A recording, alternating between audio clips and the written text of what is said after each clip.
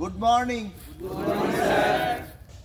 আজকে তোমাদের সামনে প্র্যাকটিসের আগে আমি কিছু নীতিকথামূলক বক্তব্য পেশ করব, যেটা তোমাদের শোনা দরকার।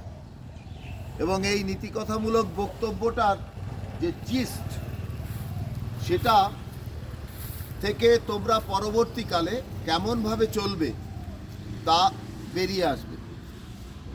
আজকেই ফেসবুক থেকে পেলাম। দেখো, মোবাইল সবসময় যে খারাপ সেটা নয়, মোবাইলের ভালো মন্দ সবই আছে। এক ভদ্রলোক, তিনি কোটিপতি, কোটি কোটি টাকার মালিক। তিনি গাড়ি করে যাচ্ছিলেন। তো গাড়ি করে অনেকটা পথ অতিক্রম করতে হবে বলে তিনি একজন স্বামীজির বক্তব্য শুনতে শুনতে যাচ্ছিলেন। তো এই স্বামীজির বক্তব্য শুনতে শুনতে যেতে যেতে তার মনে হলো যে বক্তব্যটা কেমন যেন হচ্ছে। কি ধরনের বক্তব্য ছিল স্বামীজির? যে এই পৃথিবীতে তুমি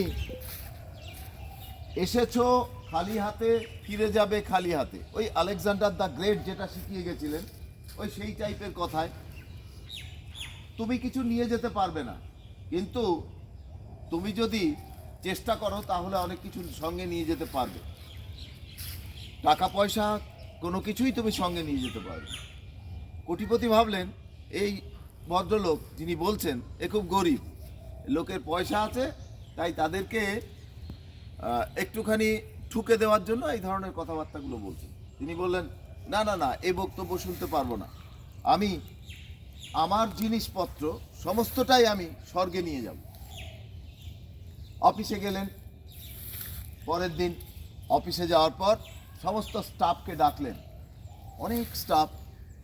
তাদেরকে বললেন, আচ্ছা তোমরা কাজ করবে, কাজ করার সঙ্গে সঙ্গে একটা জিনিস ভাবতে হবে যে তোমরা আমি আমার মৃত্যুর সময় কিভাবে টাকা পয়সাগুলো সঙ্গে করে নিয়ে যেতে পারি, সেই ব্যাপারে তোমাদেরকে ভাবতে হবে।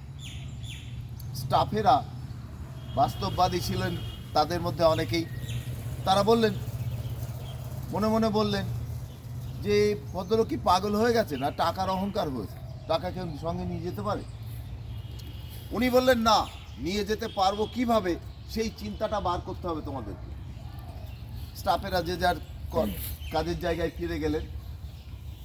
উনিও চেষ্টা করতে শুরু করলেন যে কিভাবে উনি ওনার সঞ্চিত সমস্ত ধনরাশি উনি নিয়ে যাবেন মৃত্যুর পর স্বর্গে। তো এরকম করে নানা চিন্তা ভাবনার ফসলের ফলে চারিদিকে চাউর হলো যে এই ভদ্রলোক চেষ্টা করছেন তার সম্পত্তি নিয়ে যাওয়ার জন্য। একদিন এক ভদ্রলোক এলেন, একটু উস্কো খুস্কো চুল, একটু পাগল পাগল দেখতে।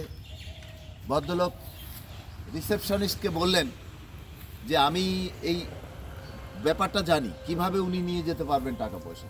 তো আপনি আমাকে আপনাদের বসের সামনে নিয়ে চলুন। রিসেপশনিস্ট খবর পাঠালেন। বস শুনে ভাবলেন যে তাই তো, একজন সত্যিই এসছে, আমি কিভাবে নিয়ে যাব টাকা পয়সা। বললেন, শিগগিরই নিয়ে এসো। নিয়ে গেলেন।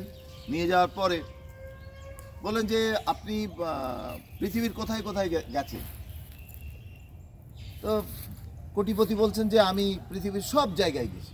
বলছে, আপনি ইংল্যান্ডে গেছেন? বলছে, হ্যাঁ, ইংল্যান্ডে গেছি। আপনি কত টাকা পয়সা কিভাবে নিয়ে গেছেন? বলছে, ওখানে তো ইন্ডিয়ান মানি চলে না, আমি ওখান থেকে কনভার্ট করে নিয়েছি, আমি ডলারে কনভার্ট করে ওখানে নিয়ে গেছি। বলছে, কেন চলে না ওখানে? বলছে, ওটা যে অন্য দেশ, অন্য দেশে এই মুদ্রা চলবে কি করে? তখন সেই পাগল বলছে, আসলে আপনার যখন মৃত্যু হবে তখন সেটাও অন্য দেশ, সেই দেশে কিন্তু এই মুদ্রা চলবে না। কোন মুদ্রা চলবে? যে মুদ্রা আপনি এখান থেকে অর্জন করেছেন। মানুষের ভালোবাসা, মানবিকতা, মানুষের প্রতি দয়া মায়া দেখানো, কর্তব্য দেখানো, গরিবকে অন্নদান, এগুলোই যদি করতে পারেন, এগুলোই হচ্ছে আপনার মুদ্রা, এবং এগুলো নিয়েই আপনি পৃথিবীতে যাবেন। একটা অদ্ভুত কথা আজকে শুনলাম, তার জন্য ফেসবুককে ধন্যবাদ।